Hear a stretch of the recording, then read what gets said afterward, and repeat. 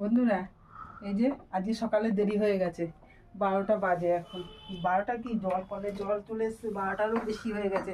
সকালে খাওয়া হয়নি, খিদেও পেয়ে গেছে খুব। কাজকর্ম সেরে রান্নাবাড়ি করতে অনেক দেরি হয়েছে। আমি রান্না করে বসে আছি, ডাল আর ভাত করে বসেছি। কর্তামশাই বাজার থেকে এলো, এখন এই যে রান্না করলাম, একটু ভাজা টাজা করলাম। আলু ছিল না, আলু দুটো মাত্র ছিল, ওর জন্য বসেছিলাম। দিয়ে এই যে সকালবেলায় করেছি এই যে ভাত, দেখিয়ে নিয়ে এই যে এখানে আছে মুগ ডাল, এই যে মুগ ডাল করেছি, আর আলু সেদ্ধ, বেগুন ভাজা আর ডিমের অমলেট।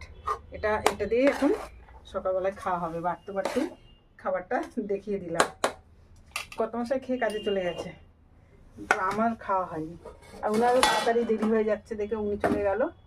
এবার আমি আর আমার ছেলে